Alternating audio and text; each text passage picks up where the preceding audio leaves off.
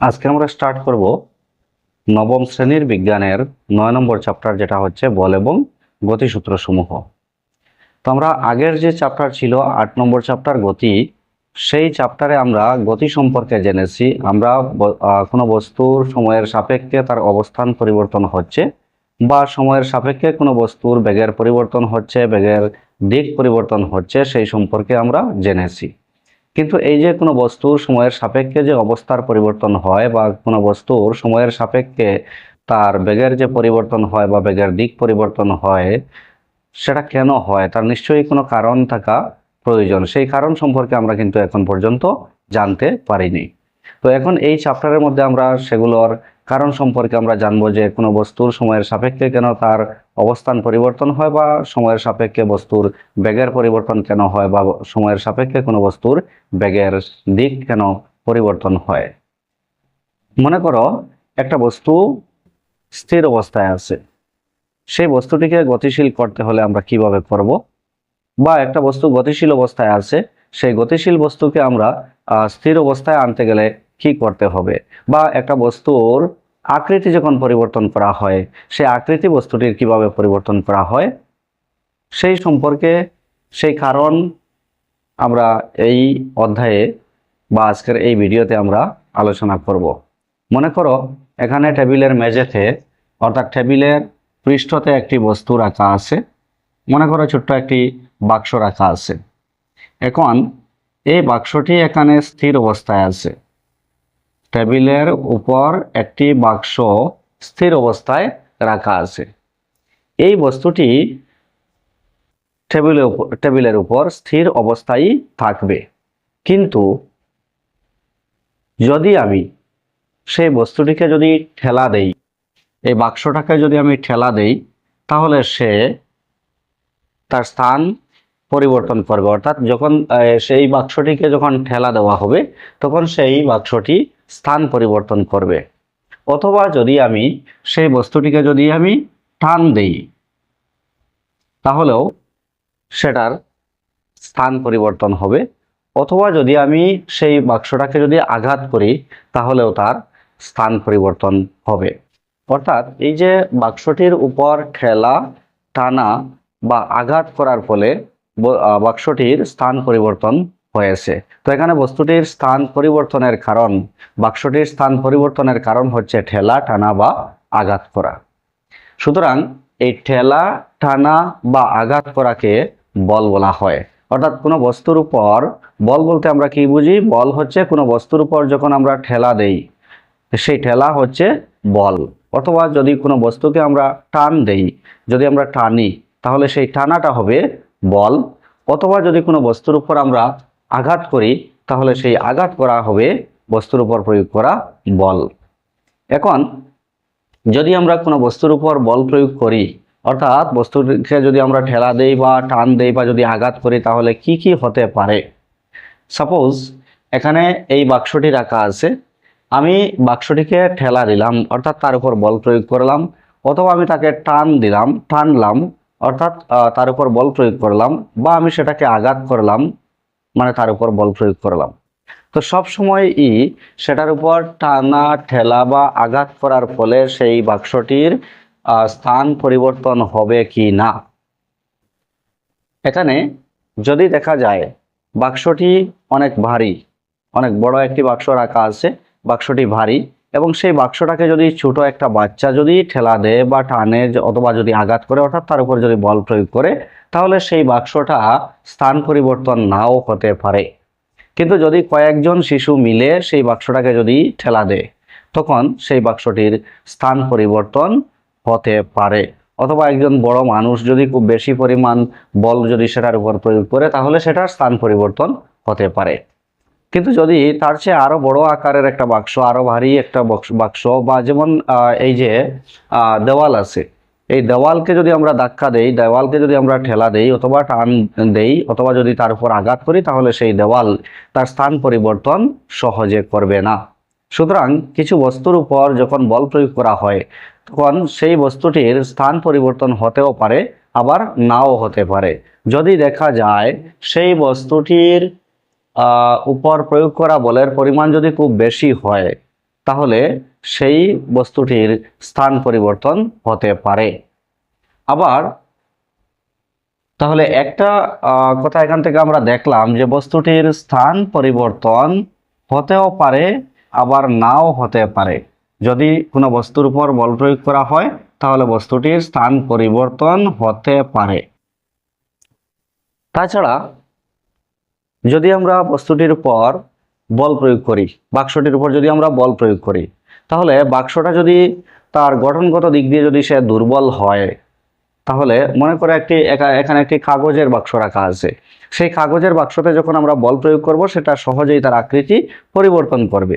কিন্তু যদি সেটা লোহার একটি বাক্স হয় বা কাঠের তৈরি একটা বাক্স হয়, তাহলে সেটার উপর বল প্রয়োগ করার পর সেই বাক্সটির আকৃতি কিন্তু পরিবর্তন হবে না।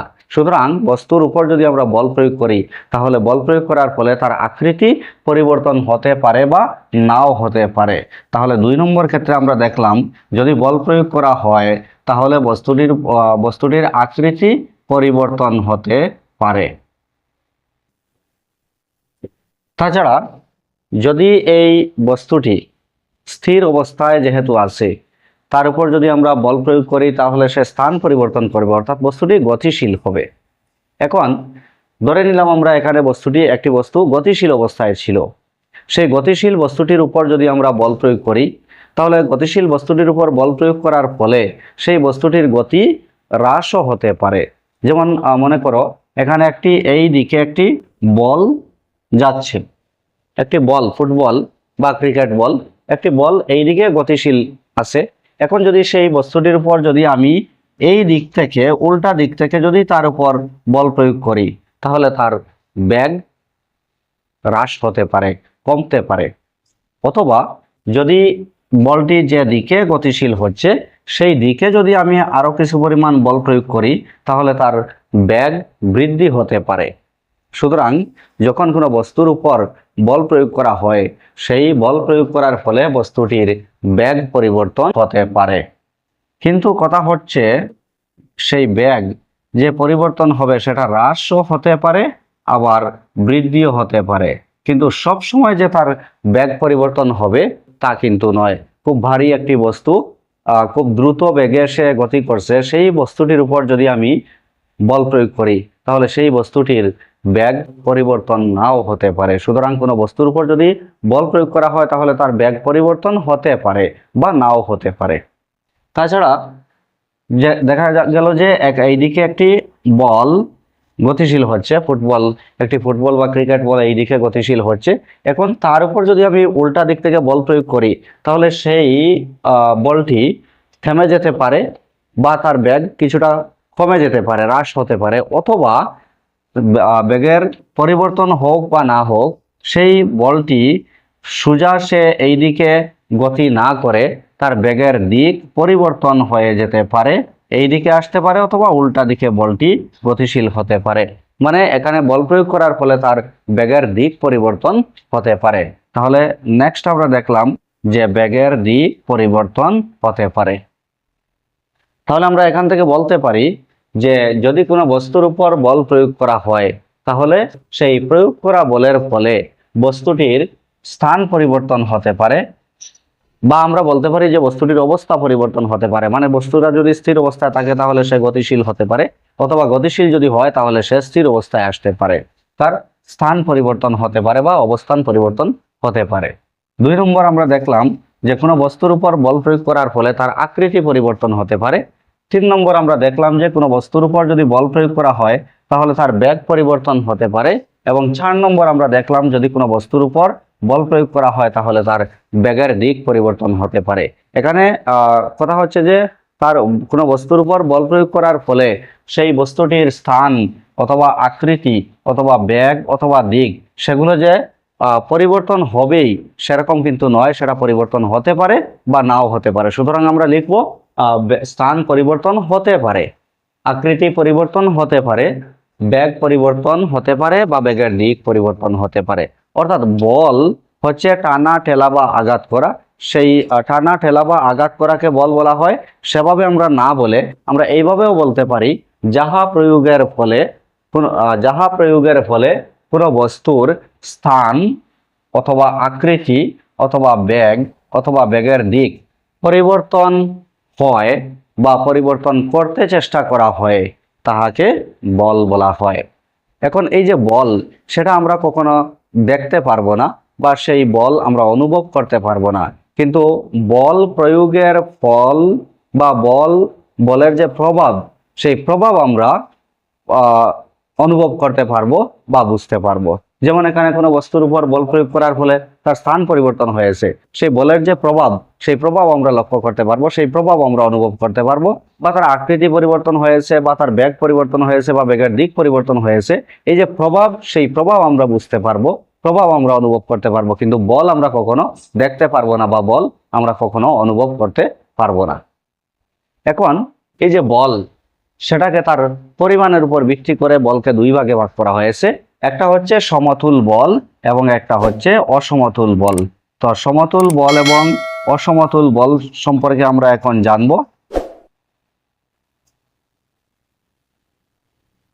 সমতুল বল এবং অসমতুল বল সম্পর্কে আমরা এখন জানব। ধরে নিলাম এখানে এই যে বাক্সটি টেবিলের পৃষ্ঠতে রাখা ছিল, এই বাক্সটির সাথে আমরা দুটো রশি বা দুটো সুতা, ধরে নিলাম আমরা দুটা রশি। একটা হচ্ছে রশ্মি, এই রশ্মিটার আমরা নাম দিয়ে দিলাম এক্স, এই রশ্মিটার নাম আমরা দিয়ে দিলাম ওয়াই। একটি বাক্সের সাথে পরস্পর বিপরীত দিকে দুইটা রশি আমরা বেঁধে রেখেছি। এখন যদি আমরা এই বাম দিকের যে রশি এক্স, সেটাকে ধরে যদি আমরা টান দেই, তাহলে বাক্সটি যদি হালকা হয়, তার ভর যদি কম হয়, সেটাকে যদি আমরা বল প্রয়োগ করার ফলে বা টানার ফলে যদি তার স্থান পরিবর্তন করা আমাদের পক্ষে সম্ভব হয়, সেক্ষেত্রে তাকে এই এক্স রশ্মিটা ধরে যখন আমরা বাম দিকে বল প্রয়োগ করব, তখন এই বাক্সটি বাম দিকে গতিশীল হবে, বাম দিকে সে চলে আসবে, তার স্থান পরিবর্তন হবে বা সে গতিশীল হবে, সে তখন তার গতির দিক হবে বাম দিকে, অর্থাৎ সে বাম দিকে চলে আসবে। কিন্তু যদি আমরা ডান দিকের যে রশি অর্থাৎ ওয়াই রশিটাকে ধরে যদি আমরা টান দেই, তাহলে ওয়াই রশিটাকে ধরে টান দেওয়ার ফলে সেই বাক্সটি ডান দিকে গতিশীল হবে। ওয়াই রশি অর্থাৎ যে দিকে আমরা তার উপর বল প্রয়োগ করেছি, যে দিকে আমরা তাকে টেনেছি, সেই দিকে তার স্থান পরিবর্তন হবে, সে ডান দিকে গতিশীল হবে। কিন্তু যদি এখানে উভয় রশি ধরে, এই এক্স রশিটাকে ধরে যদি আমি দুইজন ব্যক্তি, একজন যদি এক্স রশিটাকে ধরে বাম দিকে যদি বল প্রয়োগ করে, আরেকজন মানুষ যদি ওয়াই রশিটাকে ধরে ডান দিকে যদি টান দেয়, ডান দিকে যদি বাক্সটির উপর বল প্রয়োগ করে, দুইজন মানুষ এই বাক্সটিটাকে পরস্পর বিপরীত দিকে দুইটি রশি ধরে টানছে। এখন যদি এই দুইজন ব্যক্তির দ্বারা প্রয়োগ করা বল সমান হয়, তাহলে সেক্ষেত্রে বাক্সটির স্থান পরিবর্তন হবে না, বাক্সটি যেখানে ছিল সেখানেই থাকবে। আর যদি কোনো এক দিকে যদি প্রয়োগ করা বলের পরিমাণ বেশি হয়, তাহলে যে দিকে প্রয়োগ করা বলের পরিমাণ বেশি, সেই দিকে বাক্সটি গতিশীল হবে। ধরো এখানে এই এক্স রশি ধরে যে বাক্সটাকে একজন ব্যক্তি যে টানছে, তার দ্বারা প্রয়োগ করা বল এবং ওয়াই রশিটাকে ধরে ডান দিকে যে ব্যক্তি বাক্সটাকে টানছে, দুইজনের প্রয়োগ করা বলের পরিমাণ যদি সমান হয়, তাহলে বাক্সটি একই জায়গায় থাকবে, তার কোনো স্থান পরিবর্তন হবে না। তো এক্ষেত্রে এই যে দুইজন ব্যক্তির দ্বারা উভয় দিকে পরস্পর বিপরীত দিকে এই বাক্সটির উপর প্রয়োগ করা বল সমান, এই ক্ষেত্রে এই বল যুগ্মকে বলা হবে সমতুল বল। তার মানে কোনো বস্তুর উপর পরস্পর বিপরীত দিকে প্রয়োগ করা দুইটি বলের পরিমাণ যদি সমান হয় বা বল যুগ্মের পরিমাণ যদি সমান হয়, তাহলে সেই বল যুগ্মকে বলা হবে সমতুল বল। আর যদি কোনো বস্তুর উপর পরস্পর বিপরীত দিকে প্রয়োগ করা বল যুগ্মের পরিমাণ যদি সমান না হয়, অসমান যদি হয়, তাহলে সেই বল যুগ্মকে বলা হবে অসমতুল বল। আমরা ধরে নিলাম এক্স রশিটাকে ধরে বাম দিকে যখন বাক্সটাকে বল প্রয়োগ করা হবে বাক্সটার উপর, সেই বলের পরিমাণ যদি বেশি হয়, বাম দিকে প্রয়োগ করা বলের পরিমাণ যদি বেশি হয় তখন সেক্ষেত্রে এই বাক্সটি বাম দিকে গতিশীল হবে। এক্স রশি ধরে যেদিকে টানা হচ্ছে সেই দিকে বাক্সটির স্থান পরিবর্তন হবে। আর যদি ওয়াই রশি ধরে টানা বলের পরিমাণ বা ওয়াই রশি ধরে প্রয়োগ করা বলের পরিমাণ যদি বেশি হয় তাহলে বাক্সটি ডান দিকে গতিশীল হবে। এখন এই বাক্সটাকে দুই দিকে টানা হচ্ছে, তার স্থান পরিবর্তন হতে পারে বা নাও হতে পারে। যদি উভয় দিকে প্রয়োগ করা বলের পরিমাণ সমতুল বল হয় তাহলে বাক্সটির স্থান পরিবর্তন হবে না, আর যদি অসমতুল বল হয় তাহলে যে দিকে বেশি পরিমাণ বল প্রয়োগ করা হচ্ছে সেই দিকে বাক্সটি গতিশীল হবে বা তার স্থান পরিবর্তন হবে। এখন মনে করো এখানে টেবিলের পৃষ্ঠতে এই বাক্সটি রাখা আছে। এখন ছোট একটি বাচ্চা সেই বাক্সটাকে যদি ঠেলতে থাকে, অর্থাৎ তার উপর যদি বল প্রয়োগ করে বা তাকে যদি টানতে থাকে বা আঘাত করে, অর্থাৎ বাক্সটির উপর যদি একটি ছোট বাচ্চা বল প্রয়োগ করে তাহলে সেই বাক্সটির স্থান পরিবর্তন নাও হতে পারে। এই বাক্সটির স্থান পরিবর্তন না হওয়ার কারণ কি? তো এখানে এই যে বাক্স, তার একটা নির্দিষ্ট ভর আছে এবং বাক্সটা যখন স্থির অবস্থায় আছে তখন সেই বাক্সটি যে পৃষ্ঠতে রাখা আছে, টেবিলের পৃষ্ঠতে রাখা আছে, সুতরাং টেবিলের পৃষ্ঠ এবং এই বাক্সের পৃষ্ঠ, দুইটা পৃষ্ঠের মধ্যে একটা বল ক্রিয়া করে, যে বলটা হচ্ছে ঘর্ষণ বল। অর্থাৎ এই বাক্সটির গতির বিপরীত দিকে বাক্সটির গতিকে বাধা দেওয়ার জন্য সে যেই পৃষ্ঠতে আছে এবং তার নিজের পৃষ্ঠ, এই দুইটা পৃষ্ঠের মধ্যে একটি বাধা সৃষ্টিকারী বল থাকে, যেই বলটাকে বলা হয় ঘর্ষণ বল। তো এখানে ঘর্ষণ বল থাকার ফলে একটি ছোট বাচ্চা যখন বল প্রয়োগ করছে সেই ঘর্ষণ বলের তুলনায় যতক্ষণ পর্যন্ত সে কম বল প্রয়োগ করবে ততক্ষণ পর্যন্ত বাক্সটি স্থান পরিবর্তন করবে না।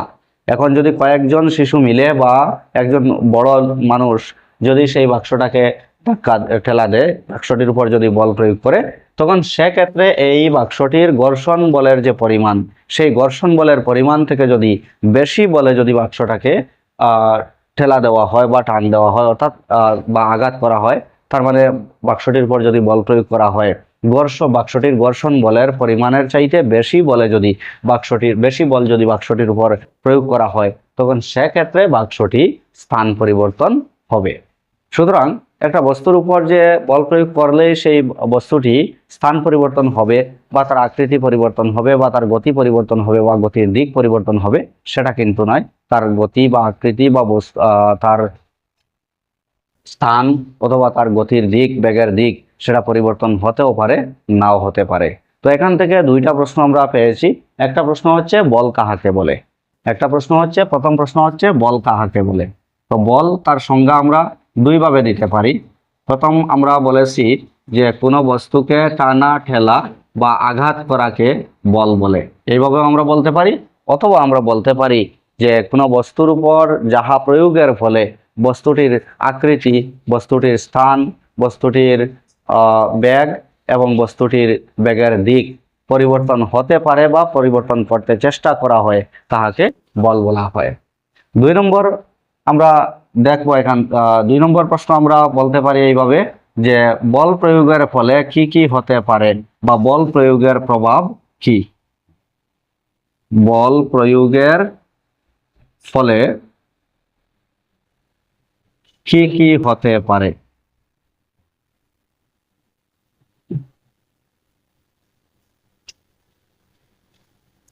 তার আনসার আমরা এইভাবে লিখতে পারবো যে বল প্রয়োগের ফলে বস্তুর স্থান পরিবর্তন হতে পারে, বল প্রয়োগের ফলে বস্তুর আকৃতি পরিবর্তন হতে পারে, বল প্রয়োগের ফলে বস্তুর বেগ পরিবর্তন হতে পারে, বল প্রয়োগের ফলে বস্তুর বেগের দিক পরিবর্তন হতে পারে।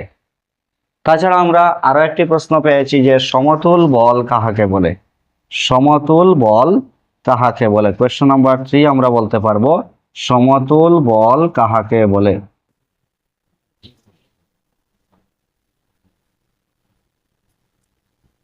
তারও আনসার আমরা আলোচনা করেছি। সমতুল বল কাহাকে বলে, তার আনসার আমরা বলতে পারবো যে যখন কোনো বস্তুর উপর পরস্পর বিপরীত দিকে প্রয়োগ করা বল যুগ্মের পরিমাণ সমান, সেই বল যুগ্মকে সমতুল বল বলা হয়। তাছাড়া আরেকটা কোয়েশ্চন আমরা পেয়েছি এখান থেকে, অসমতুল বল কাহাকে বলে? কোয়েশ্চন নাম্বার 4, অসমতুল বল কাহাকে বলে?